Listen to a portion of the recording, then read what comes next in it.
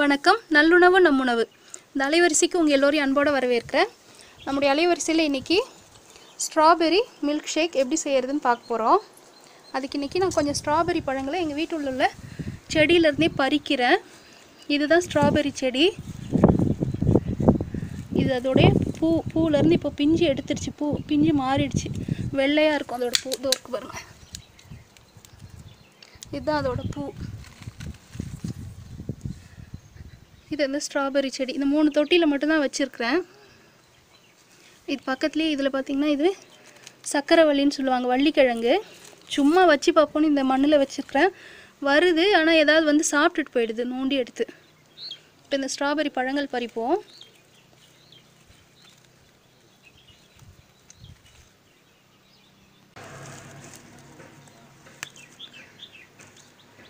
இது பார்க்கவே எவ்வளோ அழகாக அற்புதமாக இருக்குது பாருங்கள். செடியிலேருந்து உங்களுக்கு ஸ்ட்ராபெரி பழங்கள் பறித்து காட்டினேன். இது எல்லாமே இப்போ நல்லாவே பழுத்துருச்சு. இந்த ஸ்ட்ராபெரி பழங்களை வச்சு இப்போது ஸ்ட்ராபெரி மில்க் ஷேக் செய்ய போகிறேன். கூடவே என் பெரிய பையனுக்கு பிடிக்குங்கிறதுக்காக சாக்லேட் மில்க் ஷேக், அது தவிர பிஸ்தா மில்க் ஷேக்கும் இன்றைக்கி செய்ய போகிறேன். இதுக்கு வேறு என்னென்ன பொருட்கள் தேவைப்படும்னு பார்ப்போம். இது வந்து பிஸ்தா ஐஸ்கிரீம், இது 1.5 கரண்டி அளவுக்கு தேவைப்படும். இதே மாதிரி இதில் ஸ்ட்ராபெரி ஐஸ்கிரீம், சாக்லேட் ஐஸ்கிரீம் எல்லாமே இருக்குது. இது தவிர பால் வந்து நம்ம எந்த கோப்பையில் நம்ம மில்க் ஷேக் போட போகிறோமோ அந்த கோப்பையால் ஒரு 3/4 கோப்பை அளவுக்கு பால் எடுத்துக்கலாம். சாக்லேட் மில்க் ஷேக் செய்யறதுக்கு 1 தேக்கரண்டி அளவுக்கு கொக்கோ பவுடர் தேவைப்படும். ஸ்ட்ராபெரி மில்க் ஷேக் செய்யும் பொழுது மேலே அழகுபடுத்துறதுக்கு இது மாதிரி கொஞ்சமாக ஸ்ட்ராபெரி பழத்தை எடுத்து ஒரு 2 பழம் எடுத்து நல்லா கூழாக்கி அடித்து வச்சுருக்கிறேன் அரவையில் போட்டு. எல்லா மில்க் ஷேக்லேயும் 1.5 தேக்கரண்டி அளவுக்கு சர்க்கரை சேர்ப்போம். அதுக்கு தேவையான வெள்ளை சர்க்கரை. இப்போ முதல்ல பிஸ்தா மில்க் ஷேக் எப்படி செய்கிறேன்னு பார்ப்போம். பால் வந்து குளிரூட்டியில் வச்சு நல்லா சில்லுன்னு ஆக்கி வச்சுக்கோங்க. ஐஸ்கிரீம் வகையெல்லாம் தவிர்த்துருக்கலாமே அப்படின்னு சொல்லி ஒரு சிலர்லாம் கருத்து போட்டிருந்தீங்க. கண்டிப்பாக அதை நான் வரவேற்கிறேன். என்னென்னா, பிள்ளைகளுக்கு நம்ம வந்து அதை கட்டுப்படுத்துகிறோம் அப்படின்னு தெரிஞ்சாலே அவங்களுக்கு தேவையில்லாத வெறுப்புணர்வு உண்டாகும்.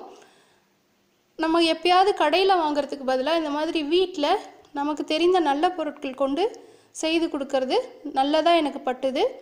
இதை வந்து மற்றவங்களுக்கு பகிர்ந்துக்கிறதுக்காக தான் இந்த காணொலியில் இதை பகிர்றேன். தவறாக நினைக்காதீங்க. இதோ இதில் வந்து அந்த ஒரு கோப்பையில் இருந்த பால் ஊற்றிட்டேன். 2 கரண்டி அளவுக்கு பிஸ்தா ஐஸ்கிரீம் இதில் சேர்த்துருக்குறேன். இப்போ இதை அரவையில் போட்டு நல்லா அடித்து எடுத்துக்கலாம். இதில் சர்க்கரை 1.5 தேக்கரண்டி சேர்த்துக்கிறேன்.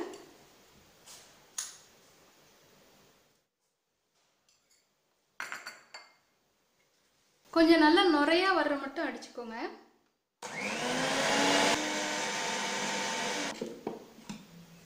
எல்லாத்தையுமே அடித்து ஒன்றா கலந்தாச்சு. இதை இப்போ இந்த கோப்பைக்கு மாற்றிக்கலாம்.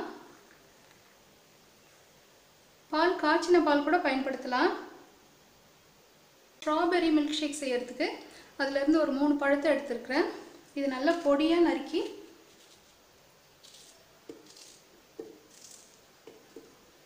இந்த அரவை கிண்ணத்தில் போட்டுக்கலாம்.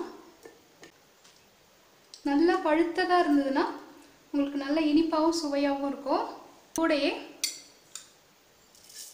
1.5 தேக்கரண்டி அளவுக்கு சர்க்கரை, பால், 1 கரண்டி ஸ்ட்ராபெரி ஐஸ்கிரீம். இப்போ இதையும் அதே மாதிரி அடித்து எடுத்துக்கலாம்.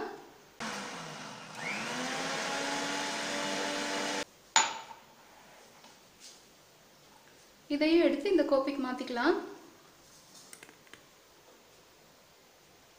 கொஞ்சம் இடம் விட்டால் தான் இது மேலே வந்து ஐஸ்கிரீம் போட முடியும். அதனால் கொஞ்சமாக நிறுத்திடுறேன். சாக்லேட் மில்க் ஷேக்குக்கு பால் சேர்க்குறேன்.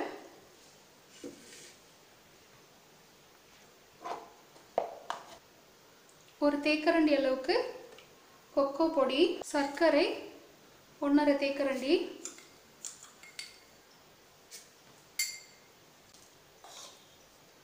சாக்லேட் ஐஸ்கிரீம் 1 கரண்டி அளவுக்கு,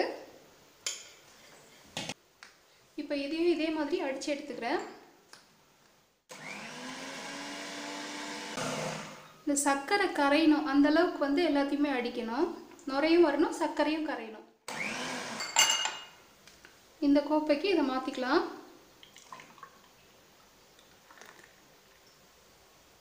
இதை சாப்பிட கொடுக்கறதுக்கு எப்படி அழகுபடுத்துறதுன்னு பார்ப்போம். பிஸ்தா மில்க் ஷேக் மேலே கொஞ்சமாக பிஸ்தா ஐஸ்கிரீம் வச்சுருங்க. ஐஸ்கிரீம் மேலே கொஞ்சமாக பிஸ்தா பருப்பு,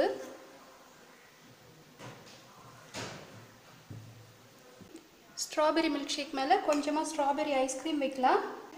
நம்ம அரைச்சி கூழாக்கி எடுத்து வச்சுருக்கிற ஸ்ட்ராபெரி விழுதை இது மேலே கொஞ்சமாக அப்படி போட்டு விட்டோம்னா பார்க்குறதுக்கு ரொம்ப அழகாக இருக்கும். பிள்ளைங்க ரொம்பவும் விரும்புவாங்க.